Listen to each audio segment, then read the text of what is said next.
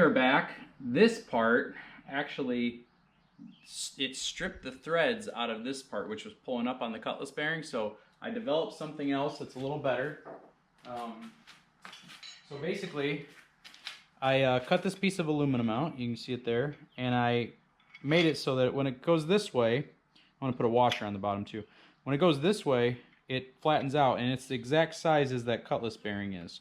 And when it goes this way, it tips enough to where I should be able to go like this and fit it down inside, and it actually fits down there really well. So that worked out good. So I'm going to put a washer on the end of this, and then we'll give it a shot and see what happens.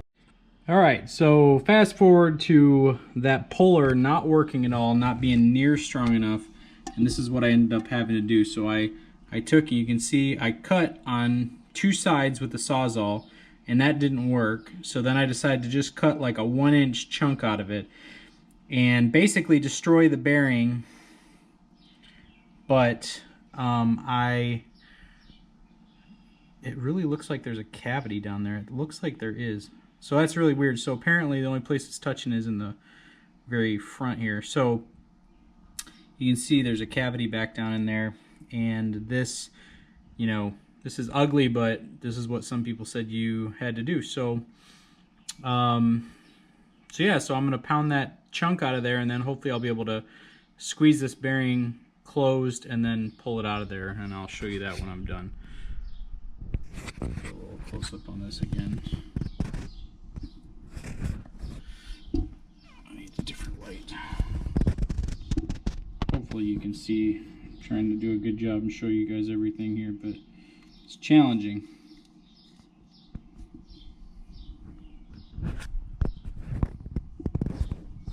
So that's what it looks like. So I'm getting her done here.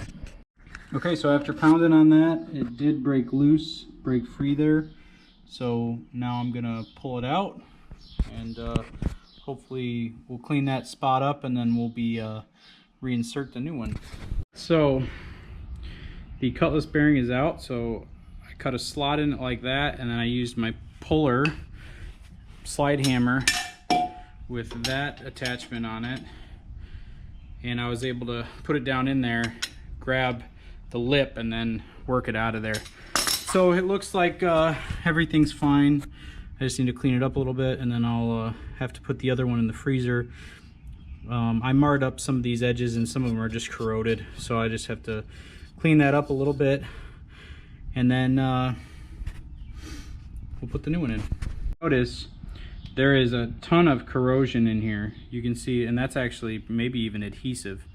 Something's on there, and so this thing was not coming out. You know, there's absolutely no way this was coming out. I don't know, it's really weird, but that sucker is in there, and you can see the brass is even turned like a copper color, so I don't know exactly what that was, but I'll tell you what, there's no way that was coming out any other way. So I don't know what the deal with that was, but it was not easy, and it did not come out. I don't know if you could have pressed it out, but the way I was trying to do it, there's no way it was ever coming out of there. So alright, so we're back up in here. So after closer inspection, I was debating on leaving this seal because that seal up there isn't leaking, obviously, but then I just realized that this needs to happen, basically. I got to replace it while I'm here. I don't feel like doing it later. So after inspecting the seal that I got, you can see that white ring in there. It's a 2-piece seal, so that white ring fits up inside of the rubber ring in order to basically expand it. So if I pull that white ring out, I should have no problem getting the rubber one out. So let's see how that goes. Got the mechanical, so the mechanical seal is out. I looked over this piece here and discovered that it was ceramic, and so it was very tight up in there, and I could not pull it out. So I just took in, you know, it's against this brass. You can kind of see that now up in there.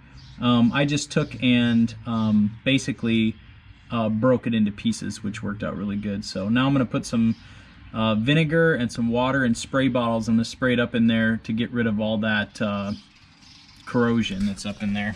There's the rest of the bearing, the ground there, or the seal I should say. So that's one way to do it. Basically took a piece of stainless rod and turned it down to a point, and then you know, tapped on it enough to break it into pieces so I could remove it in pieces, and that worked out pretty good.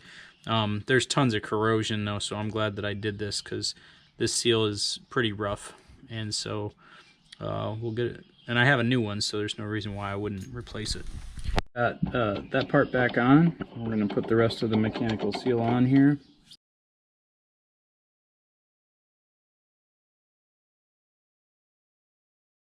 Actually, I'm going to put some grease on here.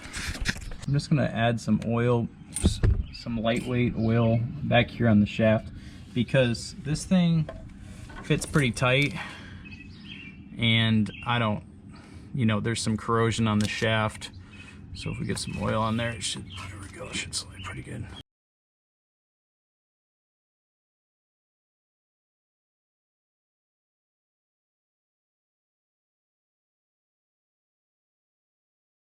Man, it is not going on there. All right, well, I'm gonna have to touch this thing up with some sandpaper first in order to avoid messing up my seal.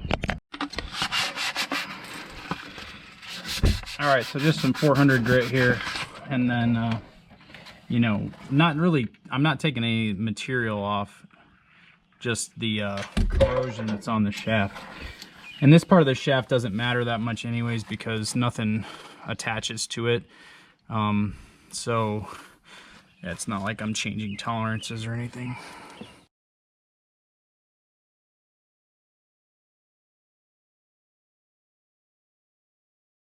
Just, what just happened here?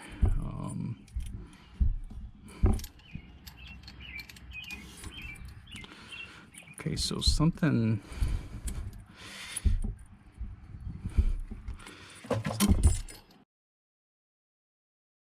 this seal came apart on me just now.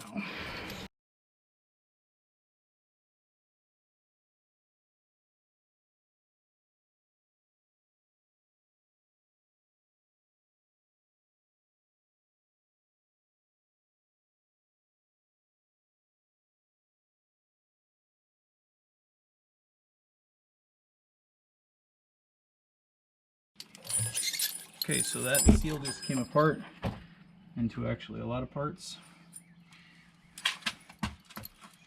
And now I have to figure out what in the world just happened.